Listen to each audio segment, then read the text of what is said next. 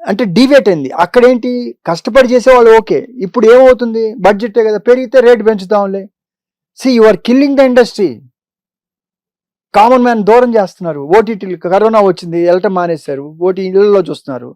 ఇప్పుడు అంత పెడితే ఆ ఫ్యాన్స్ ఉన్నాళ్ళు వాళ్ళు వెళ్తారు. నేను సినిమాలు చూడటం మానేశాను, నేను అసలు వెళ్ళట్లా, సినిమాలకి వెళ్ళను. ఓటీటీలో కూడా చూడను. నేను ఎప్పుడన్నా చేస్తే ఫిల్మ్నర్ క్లబ్లో వేస్తే చూస్తే కాసేపు చూస్తా, లేదా ఓటీటీలో ఎప్పుడన్నా చూస్తా. అంటే ఎంతమందిని దూరం చేసుకున్నారు. ఇవాళ అన్ని వచ్చేసినాయి. ఆ స్పీడ్లో ఉండే పెనటిజం ఉన్నాళ్ళు వాళ్ళు వెళ్ళి చూస్తారు. ఆ వారం అయిపోయినాక ఇంకేం ఉండదు. వారం కూడా ఉండట్లేదండి. మిగతా వాళ్ళు ఎప్పుడు కావాలంటే వచ్చి నేను చూసుకొని రికార్డ్ చేసి చూసుకుంటున్నా. అంటే ఏం చేస్తున్నారు మీరు? ఒక ఇండస్ట్రీ అనేది పవర్ఫుల్ మీడియా. అందులో నటించిన నటుల్ని దేవుళ్ళలాగా చూసి, రాజకీయ నాయకులుగా చూసి, వాళ్ళకి రాజకీయ భవిష్యత్తు ఇచ్చింది ఒక తెలుగు ఇండస్ట్రీలోనే, ఇంకెక్కడ కూడా కాదు. మేజర్ తెలుగు, తమిళ్. మిగతా చోట్ల హిందీలో లేదు, మలయాళంలో లేదు, ఇంకెక్కడ లేదు, కన్నడలో లేదు, ఎవరి కాల తమిళ్లో జరిగింది, తెలుగులో జరిగింది. అటువంటి పవర్ఫుల్ ప్లేస్ లో మీరు ఉన్నప్పుడు, మనం ఉన్న ఆర్టిస్టులు కానీ ఇదైనా కానీ, ఆ రోజుల్లో ప్రతిదానికి ఒక మెసేజ్ కూడా ఉండేది. ఒక క్యారెక్టర్ సినిమా చేస్తే ఒక మెసేజ్ ఉంటుంది. ఇవాళ ఏం తీస్తున్నాం మెసేజ్? మనం అవన్నీ ఫాలో ఎవరు చేయట్లేదు కదా.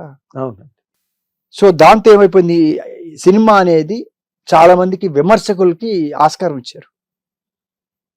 ఇప్పుడు మనం ఎంత ఇంపార్టెంట్ పర్సన్స్, సినిమా ఇండస్ట్రీ వాళ్ళు, మీడియా, ఏదున్నా పోలీసు వాళ్ళు కూడా పిలుస్తారు. మీరు వచ్చి మీ మాధ్యమం బాగుంది, మీరు రూల్స్ పాటించండి ఇవన్నీ చెప్పిస్తారు.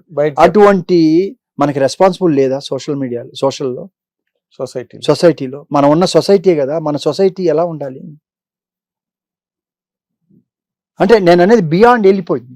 అందువల్లనే పెద్ద వాళ్ళు ఎవరు చెప్పలేక, మాట్లాడలేక మనకి ఎందులోని గమ్మున కూర్చుంటున్నారు. ఈ ఫీల్డ్ ఎందుకు ప్రశాంతంగా ఎంగేజ్ లో ఫైట్ చేసాం.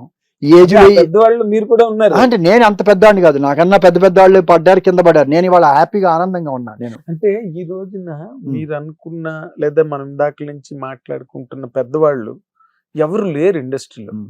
ఇప్పుడు ఉన్న వాళ్ళల్లో ఒక అశ్విని దత్ గారు, ఒక కేఎస్ రామారావు, అంటే సీనియర్ ప్రొడ్యూసర్లు, మంచి మైల్ స్టోన్స్ క్రియేట్ చేసిన వాళ్ళ గురించి చెప్పుకోవాలంటే ఇప్పుడు ఉన్న వాళ్ళల్లో లివింగ్ ఒక అశ్విని దత్ గారు, కేఎస్ రామారావు, సురేష్ బాబు గారు వాళ్ళు ఉన్నారు. వాళ్ళకి అన్ని బ్రహ్మాండమైన సెటప్ అన్నీ ఉన్నాయి. వాళ్ళు they are also keeping quiet. సినిమాల్లోకి ఏ మంచి సినిమా ఎవరు తీసుకొస్తే వాళ్ళే ప్రమోట్ చేశారు. అండ్ కేర్ ఆఫ్ కంచరపాలెం వాళ్ళే, లేకపోతే అవన్నీ వెలుగు చూసే ఎప్పటికీ కూడా. ఒకవేళ వెళ్ళినా ఏదో అనామకుల్లాగా వెళ్ళిపోయేవారు. బట్ సురేష్ ప్రొడక్షన్స్ వెనకాతలు ఉన్నారు, రాణా నిలబడ్డాడు, లేకపోతే సురేష్ బాబు గారు వచ్చారు, అది ఎక్కడికో వెళ్ళిపోయింది మీడియాలో. ఇప్పుడు ఆ రోజున్న దేవర్ ప్రసాద్ గారు లేరు, దొరసామరాజు గారు లేరు, అర్జున్ రాజు గారు లేరు, బతుకున్నారు. ఎవరో తీసేయండి సార్. రవికిషోర్ హీరో పక్కన పెట్టుకొని అంత చేసే వ్యక్తి ఇంకా నాకు వద్దు అనే లెక్కలో ఆయన వెళ్ళిపోయాడు. నాకు వద్దు, ఐఎమ్ అవే ఫ్రమ్. ఎందుకు వెళ్ళిపోయారు? ఇప్పుడు మీరు అన్నారు ఏం కాదు అని. ఇవాళ ఈ కాస్ట్ ఆఫ్ ప్రొడక్షన్స్ పెరగటం వలన ఒక ప్రొడ్యూసర్ చెప్తున్నాను, నేను 2 పేర్లు నేను చెప్పను, ఎందుకంటే ఐఎమ్ కాన్సన్ట్రేట్. ఆయన కూడా పెద్ద ఈక్వల్ ప్రొడ్యూసరే. ఇంత పెద్ద వాళ్ళు మాటల్లో చెప్పింది, మామూలు ఆర్టిస్ట్ మేము ఎవరన్నా తీసుకొస్తే మామూలుగా 3 స్టార్ హోటల్స్లో పెడితే, సార్ ఏంటి సార్ మైత్రి వాళ్ళు 5 స్టార్ ఇచ్చారు, మీరేంటి 3 స్టార్ ఇస్తున్నారు అంటున్నారు, మేము ఏం చేయాలి అంటున్నారు. ఒక మామూలు ఆర్టిస్టులు కూడా నేను వాళ్ళు ఇవ్వకూడదని నేను అంటలా. పాత రోజుల్లో రామానాయుడు గారు మరి ఆ రోజుల్లో ఇన్ని ఉన్నప్పుడు గెస్ట్ హౌస్ పెట్టి ఎందుకు గెస్ట్ హౌస్ లోనే పెట్టారు, ఎందుకు 5 స్టార్ హోటల్ ఇవ్వలేదు? మాధురి దీక్షిత్ మీరు చూశారు కదా, ఎంత స్టార్ హోటల్స్ ఉండే అప్పుడు హైదరాబాద్ లో, కానీ ఎందుకు గెస్ట్ హౌస్ పెట్టి హిందీ వాళ్ళని తీసుకొచ్చిన కండిషన్ నా గెస్ట్ హౌస్ లో ఉండాలి. అవును, ఆ ఫెసిలిటీ ఇచ్చారు. రాఖీ లాంటి ఇవాళ మాట్లాడితే చార్టర్డ్ ఫ్లైట్లు, అసలు ప్రతి ఒక్కరికి అసలు ఒక ఇది మ్యూజిక్ అంటే ఫ్రాన్స్ లో పోయి కూర్చొని చేసుకోవటమా, ఎక్కడో అంటే ఎక్కడ కంట్రోల్ ఉంది, ఎవరికి ఉంది కంట్రోల్? సో ఇది ఉండదు, కళ లేదు ఇక్కడ. ఎంటర్టైన్మెంట్ చేస్తున్నాం. ఇవాళ ఉన్న సిచ్యువేషన్ జనానికి ఏం కావాలనుకుంటున్నారు, కానీ రెస్పాన్సిబిలిటీ ఎంతవరకు ఉందో తెలియదు. ఇందాక పొద్దున ఫంక్షన్కి వెళ్తే వెంకయ్యనాయుడు గారు చెప్తున్నారు, మీ బాధ్యత, మీరు ఉన్నది చాలా పవర్ఫుల్, యు ఆర్ ఇన్ఫ్లుయెన్స్ చేయగలరు, మీ సోషల్ రెస్పాన్సిబిలిటీ ఉండాలి. మనం ఉన్న సొసైటీ నేను అనకూడదు అంటే నేను దేవుడి దీంట్లో ఉన్నాను చెప్తున్నా. ఇప్పుడు ఏదన్నా ఒక క్యారెక్టర్ పెట్టినప్పుడు చిన్నపిల్లాడు గట్టి మాటలు మాట్లాడితే చాలా ఆనందంగా ఉంటుంది.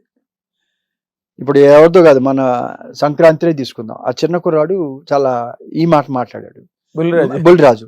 మనకి నవ్వు వస్తుంది, కానీ ఆ ఇన్ఫ్లుయెన్స్ ఎంతమంది పిల్లల మీద పడుతుంది, చిన్నపిల్లలు అలా మాట్లాడటానికి. అందుకని ఒక డిస్క్లైమర్ వేయాలి, ఇది క్యారెక్టర్ కోసం. తర్వాత చెప్పారు నాకు ఎవరో, ఏంటంటే చాలా మంది ఇలా ఈ కూడా వచ్చినాయి అంటే, లేదు మేము ఇలా చేస్తే ఇలా చెడిపోతారు అని చెప్పేదానికోసం ఒక డిస్క్లైమర్ వేసేస్తే సినిమాలో, ఇది మా క్యారెక్టర్ పెట్టుకున్నాం, దీన్ని ఎవరు ఫాలో అవ్వద్దు.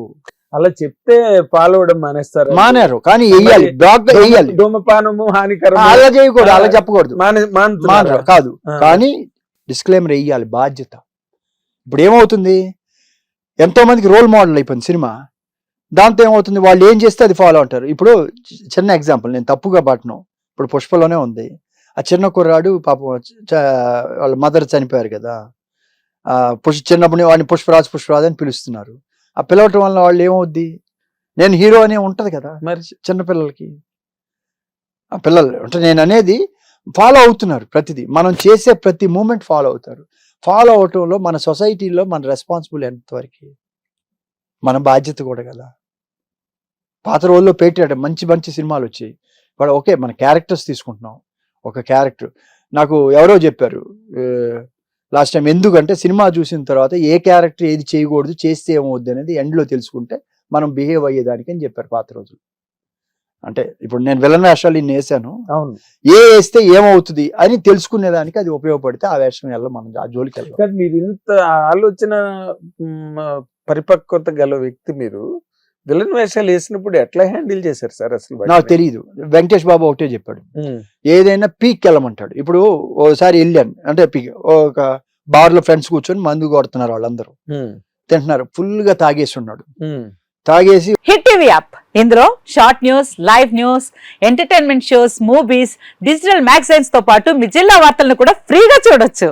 ఇంకెందుకు ఆలస్యం, వెంటనే హిట్ టీవీ యాప్ ని డౌన్లోడ్ చేసుకుని ఫ్రీగా ఎంటర్టైన్మెంట్ పొందండి. Hit TV app, hit TV app, please download hit TV app. Hit TV app ని ఫ్రీగా డౌన్లోడ్ చేసుకుని ఎంజాయ్ చేయండి. మీకు నచ్చిన ఎంటర్టైన్మెంట్ కోసం హిట్ టీవీ యాప్ ని ఫ్రీగా డౌన్లోడ్ చేసుకుని ఎంజాయ్ చేయండి. హిట్ టీవీ యాప్ ని డౌన్లోడ్ చేసుకుని ఆస్వాదించండి, ఆశీర్వదించండి. ఇంతమంది సెలబ్రిటీలు హిట్ టీవీ యాప్ ని డౌన్లోడ్ చేసుకోండి అని చెప్తున్నారంటే ఎంత మంచి యాప్ ఆలోచించండి. అమెరికా అమెరికా అమెరికా అమెరికాలో చదవాలనుకునే వాళ్ళకి విశ్వసనీయమైన పేరు మన శౌర్య కన్సల్టెన్సీ. UK లో 1 year masters, UK లో 1 year masters, 2 years work permit up to 5 years visa. Contact Saurya Consultancy. Contact 89851 89851.